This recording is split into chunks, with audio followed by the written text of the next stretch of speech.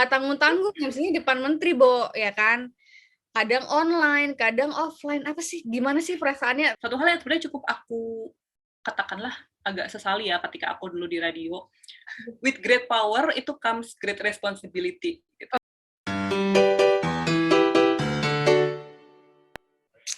Oke, akhirnya ya. Sebenarnya kita udah Egi. apa? Sebenarnya kita udah ngobrol-ngobrol banyak dalam konsep talk show dulu ya. Iya benar. Kapan ya itu 2018 ya kalau nggak salah ya. Masih? Iya cuy, Iya. 2018. Itu Iya. semangatnya lagi tinggi banget terus melempem biasa lah kayak gitu. Ya Biasa kan? lagi banyak job lain di luar sana. Oke. Apa kabar Ibu Derhumi Ambawati? Alhamdulillah sehat Gi. Ya ampun di masa-masa saat ini. Hmm. Apa kabar tuh bener-bener ini ya? Apa bukan basa-basi doang Oh, ya? bener-bener. Bener-bener meaningful. Ya semoga ini sih lagi kayak gini banget ya. Semoga semua sehat-sehat dan jangan sampai kena lah pokoknya nggak enak ya. Nah, Iya bener banget. ini sebenarnya ini lagi kalau ibu ibu aku manggilnya apa ya? Ibu Dira Dira. aja Dira. Ibu Dira ini ada di salah satu kementerian Sultan kalau di Twitter ya kan. Itu booming banget loh. Kemen Sultan itu booming, booming banget. Jadi katanya kementerian-kementerian lain tuh suka pada ngiri gitu. Nah, ini aku sedikit profilnya ya. Jadi kita kenal udah lama ya, yang Kelihatan aslinya. ya, Dari, percaya gak sih kita tuh 10 tahun yang lalu? hah? 2011 Gi. Serius? Kayak udah 10 tahun. Oh iya ya. Iya Bukan kan? 5 tahun. Oh, 5 tahun kita lulus ya? Oh my God. Iya. Ya, jadi satu dekade kita ini ya, kita temenan ya.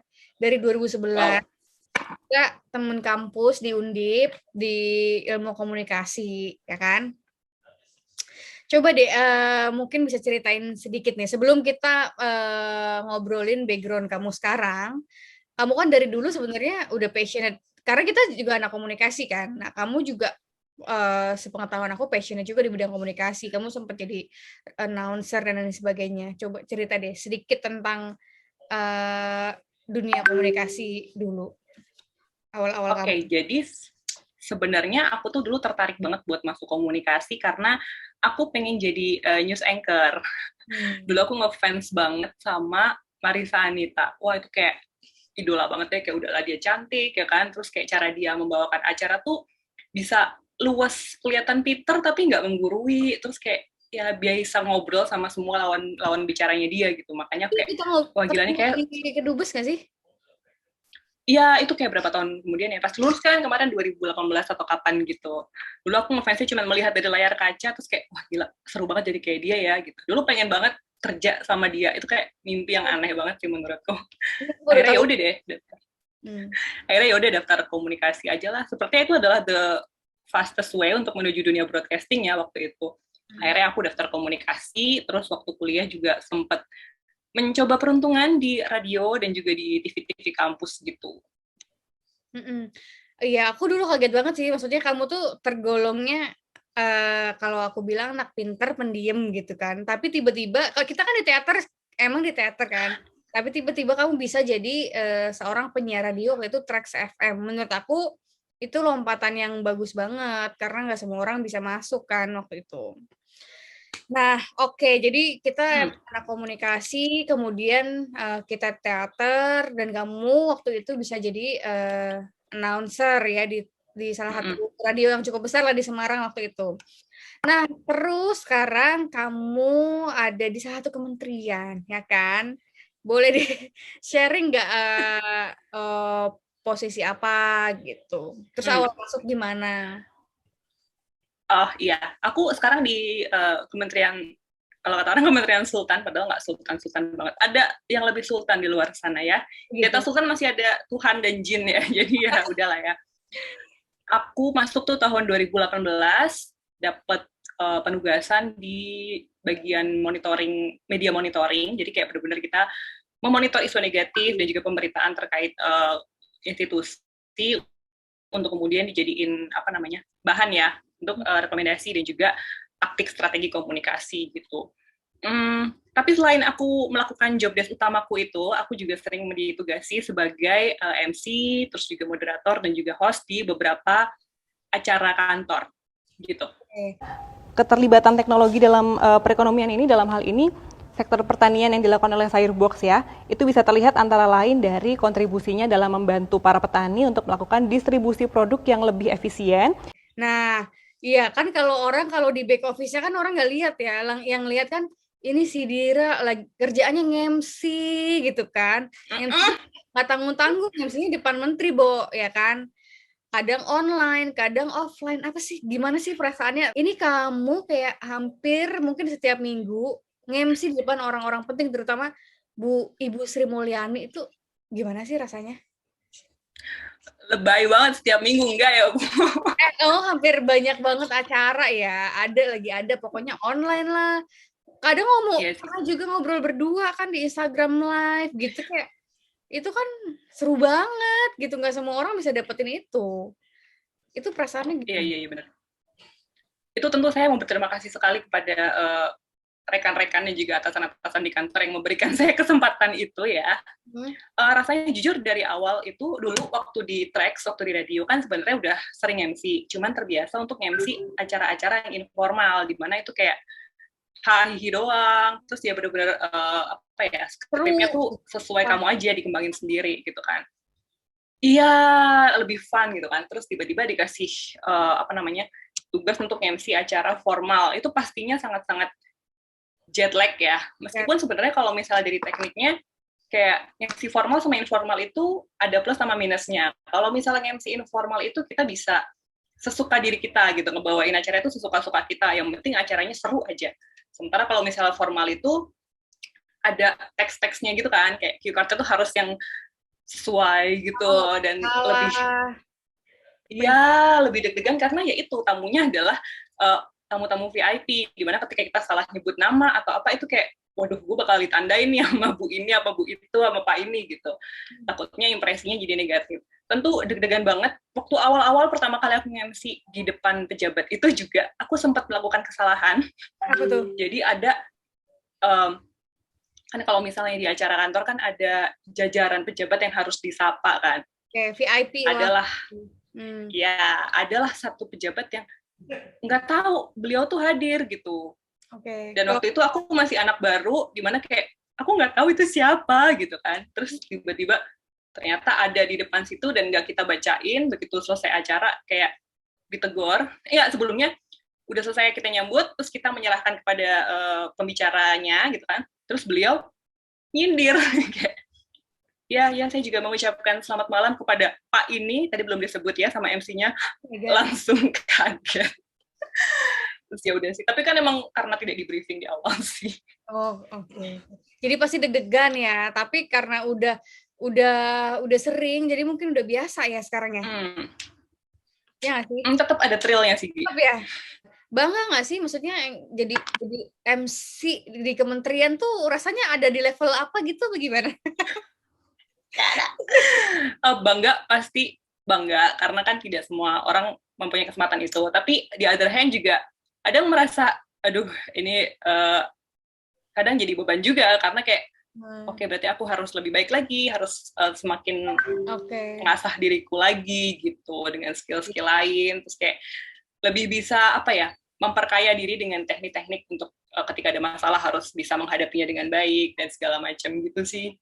Oke, jadi ya selain bangga tentunya ada beban berat ya, dimana ya beda gitu. Aku udah jadi MC di kementerian gitu. Berarti kalau Kemenq itu kalau MC, moderator segala macam itu dia ngambil dari internal ya, Mbak ya? Artinya karyawan sendiri difungsikan? Iya. Ya, ada yang ada yang dari luar sih, Gi. Jadi kayak tergantung level acaranya juga. Terus kayak kedalaman materinya juga itu dipertimbangkan. Oke, tapi dan tujuan acaranya ya. Tapi kebanyakan acara internal yang MC-in internal ya, yang nge-host gitu-gitu. Nah, buat kalian yang mau jadi MC di kementerian masuk dulu berarti ya kan, kecuali acara besar ya, biasanya misalnya acara gede itu kan hostnya juga artis atau siapa gitu kan, MC-nya MC kondang pasti kan. Sebenarnya salah satu apa ya, salah satu alasan kenapa kita pakai talent internal tuh selain pengembangan diri juga meminimalisir budget. Oh gitu ya, Kementerian Keuangan ya. Iya, harus efisiensi. Kalau bisa ada talent di dalam, kenapa harus ambil dari luar gitu? Iya, bener-bener. Ya belum tentu berarti ya kementerian-kementerian lain kita cek dulu ya. Tapi kayaknya kementerian-kementerian lain temanku juga gitu sih, ambil internal dulu gitu kalau ada, apalagi untuk acara-acara yang sifatnya internal gitu. Ya udah teman-teman kalau mau jadi MC Hits Ibu Kota di kementerian masuk dulu ya. Di kementerian. Oke. Jadi kalau MC biasa selain tadi yang fun segala macem, ada nggak sih protokoler kementerian gitu? Apalagi kalau depan Bu Menteri gitu, ada nggak protokoler yang MC-nya harus gimana gitu, ada nggak? Kalau MC gimana nggak ada sih, harus gini-gini gitunya. Bahkan sebenarnya aku merasa aku tuh termasuk yang agak-agak melenceng gitu, kayak MC-nya biasa itu kayak ada nadanya tuh teratur gitu kan. Nah, aku tuh mungkin masih kebawa di radio ya, kayak masih terlalu apa ya, terlalu senang gitu.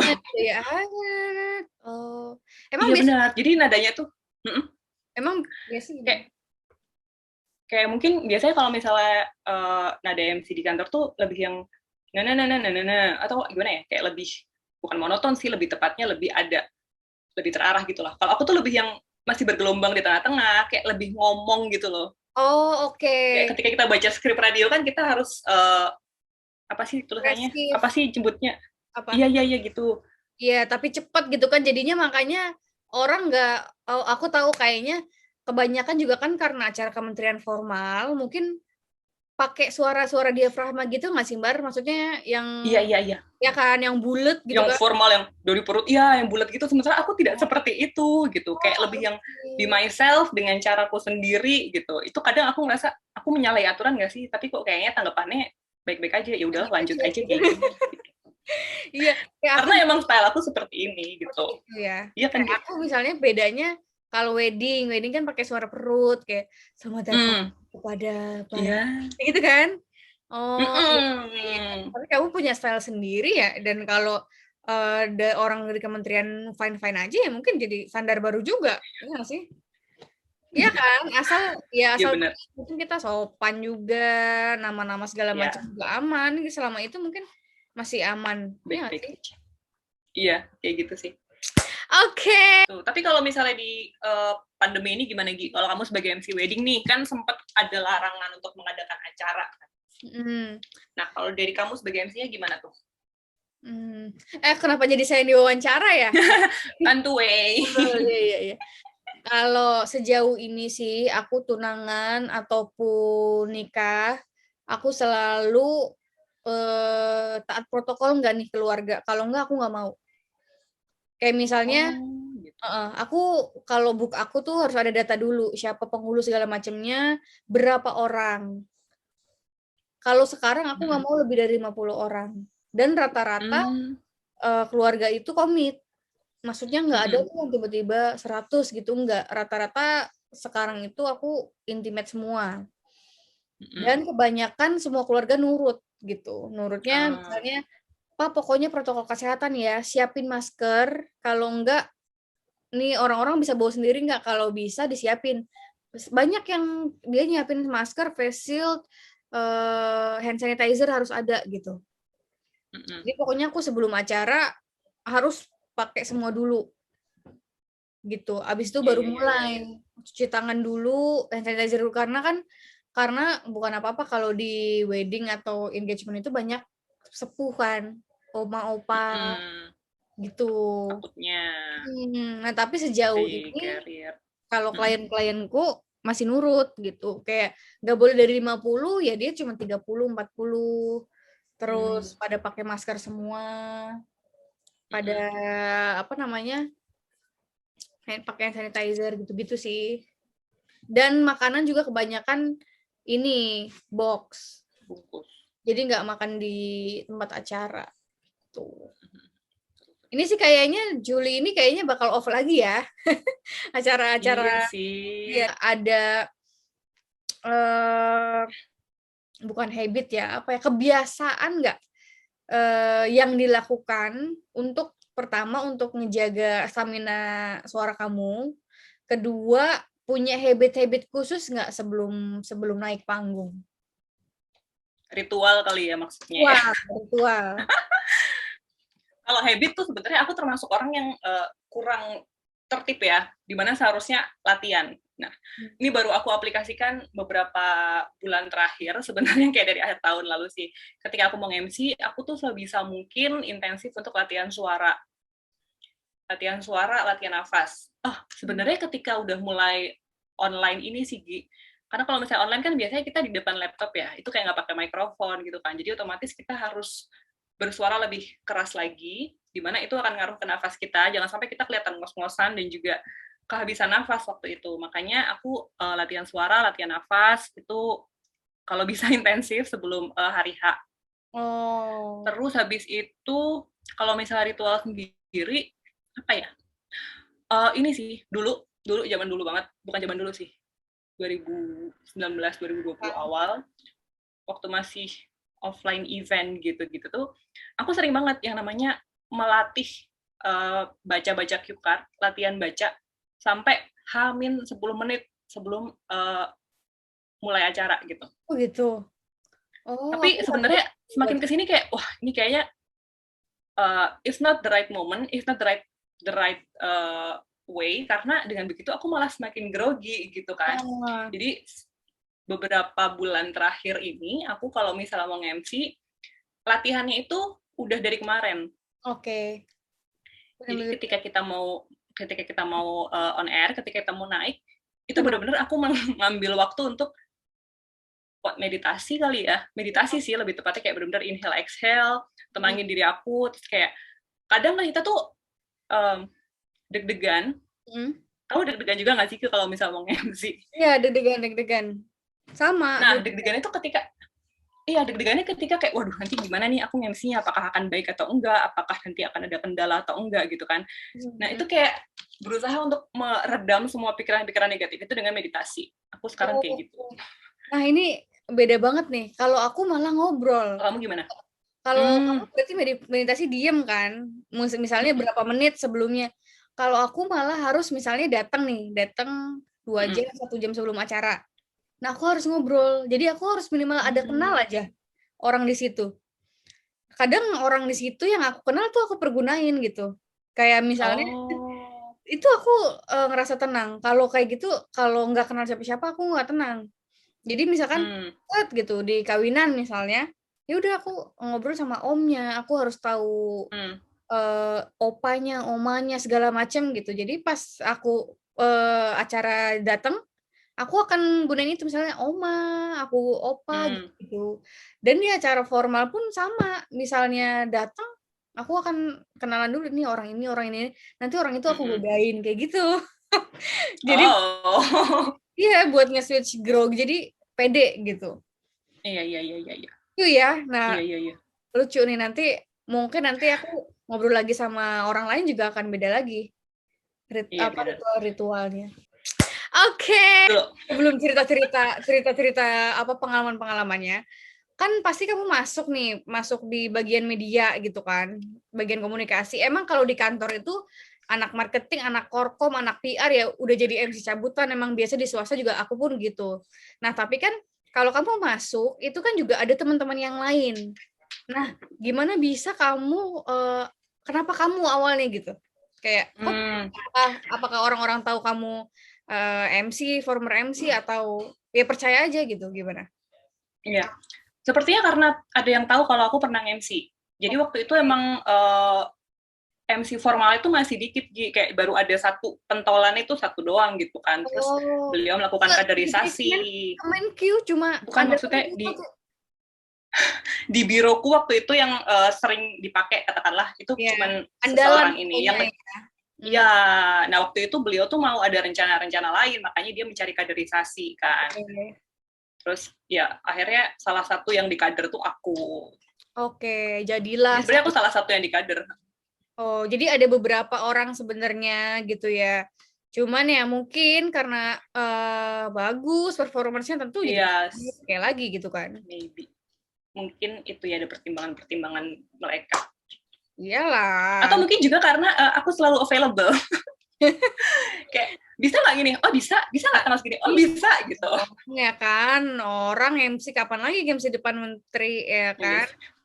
Ada nggak pengalaman yang tadi kan ada pengalaman pertamanya gitu, terus sekarang juga pasti deg-degan. Ada pengalaman yang acara apa gitu yang paling sampai sekarang yang paling wah ini nih best moment aku nih gitu. Ada nggak? Best moment apa ya? Bu Menteri deh. Sebenarnya semuanya sih kayak aku nggak bisa bilang which one is the best ya, karena semuanya tuh pasti ada ini masing-masing. Tapi yang aku suka dan aku sangat appreciate dari ibu tuh kayak ibu selalu memperhatikan. Kan kita kalau misalnya MC itu ada bridging-nya ya, di mana bridging itu kadang aku ngambil dari acara kayak gambaran acara itu seperti ini nih gitu. Dan ibu tuh selalu notice itu gitu kayak ya tadi sudah disampaikan oleh MC bahwa ini gini gitu. Jadi beliau mendengarkan gitu kayak ibu seneng banget. Iya bener. Terus juga kadang aku beberapa kali sih kayak aku lihat live itu dia nyebut nama kamu gitu kan. Yeah. Oke. Kan kamu udah berapa tahun ya? Udah hampir 3 tahun nggak sih di Kemenku? Iya 2-3 tahun lah. Di Kemenku 3,5 tahun. Oh 3,5 tahun. Udah lama ya. Enggak dodol ya kalau ngitung-ngitung ya kayak iya nggak sih? Gila bener. Nah ada nggak sih tips, maksudnya gini kan nggak semua orang begitu kita join institusi sebuah institusi kan kita juga saingannya banyak, karyawan banyak. Kamu tuh bisa menonjol menurut aku ya, langsung bisa kelihatan. Ada nggak tips-tips buat teman-teman nih, mungkin ini kan lagi rekrutmen ASN ya, masuknya susah gitu. Nah pas di sananya juga survive dan kompetisinya aku yakin susah gitu. Nah apa sih Diras way-nya kamu, maksudnya cara kamu iya untuk stunning gitu, akhirnya dilihat dipakai lagi gitu. Kalau menurut aku sih pertama adalah jangan ragu, kayak misalnya ada kesempatan datang tuh ya udah ambil aja gitu. Tapi make sure bahwa this is my passion, this is what I want. So setiap kali ada kesempatan yang datang ya aku ambil gitu. Makanya ketika kesempatan itu ada dan kamu berhasil di situ ya tunjukin yang terbaik dari kamu. Itu sih. Oke, jadi sabet aja Gak ya. usah, iya. Jangan mikir kayak aduh nanti aku nggak bisa.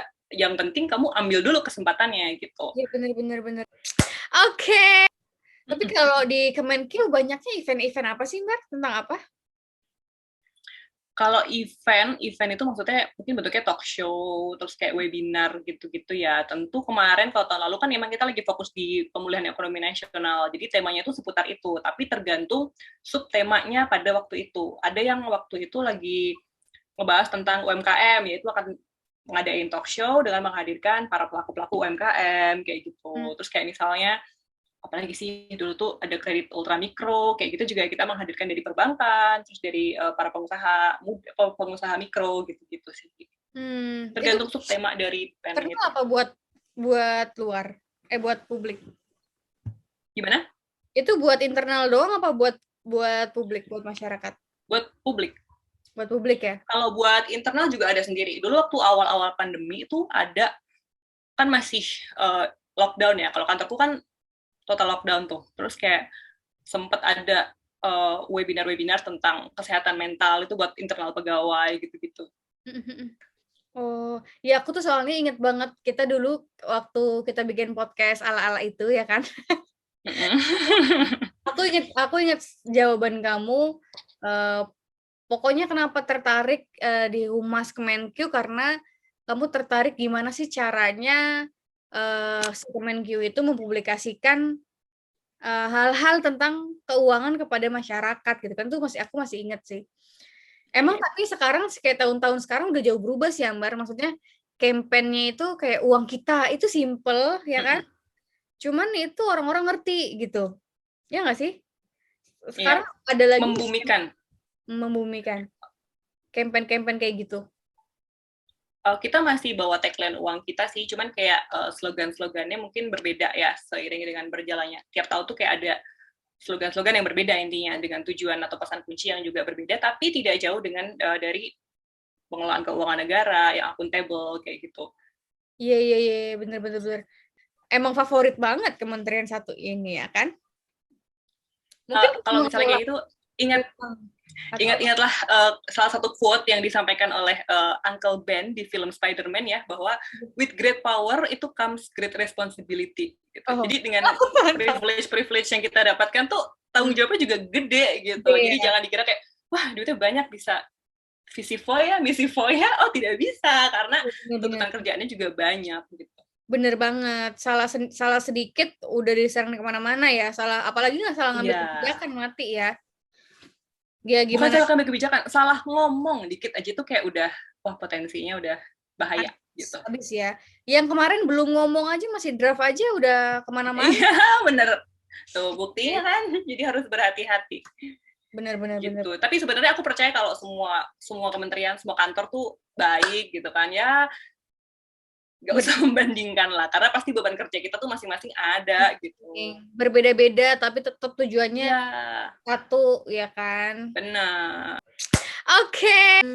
Buat teman-teman di rumah. Kalian nih curhat. Tips aja nih, tips yang mau itu dong, ASN dong. Yang mau ASN. Ya kan? Tadi kan kamu udah sharing gimana caranya ada di situ, terus kelihatan, terus berguna, apalagi nyambi juga gitu. Selain ngerjain job, bisa juga masih eksplor skill-nya. Nah, boleh dong tips buat teman-teman yang mau masuk nih ke Kementerian Keuangan. Ada tipsnya nggak? Ya walaupun orang beda-beda ya, cuman sharing dong tipsnya. Kalau tips aku sih, ya teman-teman pastikan dulu, apakah ini yang kamu inginkan? Tanyalah sama diri kamu sendiri, apakah pekerjaan ini yang aku mau gitu. Tentukan dulu passion kamu apa, arah dari ini kamu apa ya, kayak arah dari tujuan kamu tuh apa. Ketika kamu daftar PNS juga tujuan kamu tuh apa gitu. Terus pastinya teliti ya. Karena emang syaratnya tuh kadang ada orang bilang syaratnya ribet, tapi sebenarnya kalau misalnya kita teliti dan juga mempersiapkan dari jauh-jauh hari apa yang bisa disiapin, itu sebenarnya bisa-bisa aja kok. Kalau tesnya sendiri sih beda banget gitu sama angkatan aku. Aku tes tahun 2017, ini kayak udah berapa 4 tahun kemudian kan. Tahun lalu juga temanku pada sharing kayak sudah banyak yang berbeda, terus kayak ada yang lebih challenge-nya tuh lebih tinggi lagi, yaitu dipelajari aja, pokoknya disiapin sebaik-baiknya aja sih. Dan jangan lupa berdoa dan berbuat baik sama yang lainnya.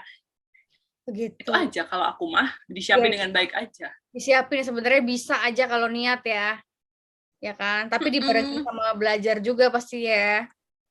Tentunya. Segala macam. Dari kamu ada yang mau di-sharingin lagi nggak tentang apa ya? Tentang MC atau public speaking? Terutama buat teman-teman yang baru mau nyemplung gitu. Apalagi aku sebenarnya gini loh, aku belakangan ini dengar podcast penyiar gitu, kayak ternyata bagus juga manfaat kita gabung di radio. Public speaking. Iya nggak sih? Ada nggak yang mau kamu sharingin tentang? Kalau menurut aku ya, jadi ketika teman-teman, ketika kita memutuskan untuk terjun kayak menekuni ingin ke dunia public speaking, entah itu MC atau penyiar atau moderator atau apapun itu, make sure kita tuh komit sama itu. Kayak jangan cuman aku hanya mau test the water aja, aku hanya mau menguji kemampuan aku doang, aku bisa nggak ya? Tapi udah begitu udah bisa dipercaya, tapi kamu kayak malah ogah-ogahan atau malah udahlah kan aku udah tercapai, tujuanku kan cuma pengen membuktikan gitu kan. Jangan kayak gitu sih, lebih baik komit sama itu, terus kayak pahami konsekuensinya juga, terus kalau misalnya ada kesempatan ya gunakan itu untuk sebagai pengembangan diri gitu. Satu hal yang sebenarnya cukup aku katakanlah agak sesali ya ketika aku dulu di radio, aku tidak memanfaatkan kesempatan itu dengan baik gitu.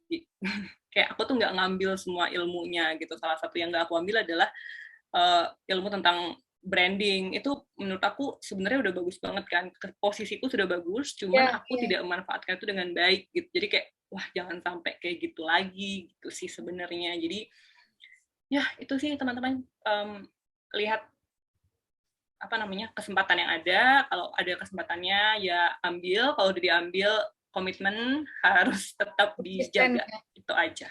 Bener. Aku masuk banget sih, aku tambahin karena aku juga kan MC itu dari kuliah kan, Bar. Waktu kamu jadi penyiar, aku juga nge-MC berapa kali. Abis itu pas ke Jakarta kan off. Nah mungkin kalau aku nggak niatin diri untuk memulai lagi, aku bakal nggak nge-MC lagi gitu. Tapi waktu itu aku niatin lagi, ikut-ikut segala macem, ya akhirnya bisa sampai sekarang nge-MC lagi. Awalnya aku malu loh nge-post nge-MC gitu. Kayak aku nggak mau. Kan kayak aduh apa sih gitu, newbie apalah gitu kan. Bener-bener, aku nggak mau dikenal sebagai MC tadinya. Cuman aku ingat banget, itu kan branding aku PR kan, waktu itu kental banget, Egy PR, Icon PR gitu-gitu kan. Jadi aku nggak mau ngepost MC. Nah, cuman waktu itu aku ikut kelas kan, kelas MC, terus aku bilang bahwa aku side job gitu, MC. Terus kata dia, kalau kamu bilang side job, maka selamanya akan jadi side job. Gitu. Kamu boleh ngelakuinnya Sabtu Minggu, tapi ya itu main job kamu juga gitu. Oh, oke. Ya udah mulai sekarang coba kamu posting lagi, aku posting lagi, ternyata malah banyak, kayak hampir 50% kerjaannya dari Instagram juga gitu. Dari DM. Iya. Oke. Oke, Bu Dira, terima kasih loh ya kan di kesempatan WFH-nya meluangkan waktu untuk kita ngobrol-ngobrol. Nanti kalau ada tema-tema lain ya kan kita bisa ngobrol lagi, atau kalau teman-teman mungkin ada pertanyaan segala macam untuk Bu Dira ya kan, tentang MC-nya, tentang di Kementerian Keuangannya, tentang humasnya, tentang bagian medianya, boleh di komen ya kan, kayak ada yang komen aja nggak apa-apa. Iya. Tapi jangan nanya untuk gimana cara masuk via orang dalam ya, karena saya juga nggak tahu caranya gimana. Nggak ada ya, kayaknya nggak ada sih kita dapetin ya. Jadi semua kemungkinannya, kesempatannya sama ya, semua bisa, bener nggak? Bener, tergantung niat dan usaha kita. Bener tuh, tergantung niat dan usaha kita. Aku karena nggak mau aja, mungkin aku bisa ya kan? Bisa, kan nggak ada niatnya sih kamu, gimana sih? Tapi nggak apa-apa, ntar kita saingan Gi kalau kamu masuk sini. Janganlah ya. Tapi plot twist-nya dulu Amber sempet Bu Dira ini mau masuk Trans ya kan? Iya. Saya udah keterima ya, mohon maaf. Udah keterima ya? Udah keterima. Udah gue ambil.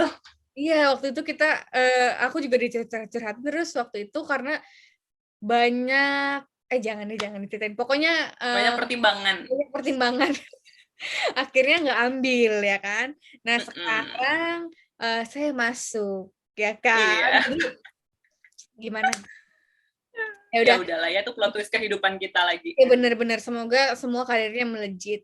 Makasih Bu Dira atas waktunya, semoga bermanfaat buat teman-teman di rumah yang lihat ya. Nanti aku broadcastkan ini ke seluruh penjuru negeri. Terima kasih Egy atas kesempatannya dan juga sharing-sharingnya. Dadah. Selalu jaga kesehatan, jangan lupa protokolnya, pakai masker dan cuci tangan. Bye. Oke, Egy.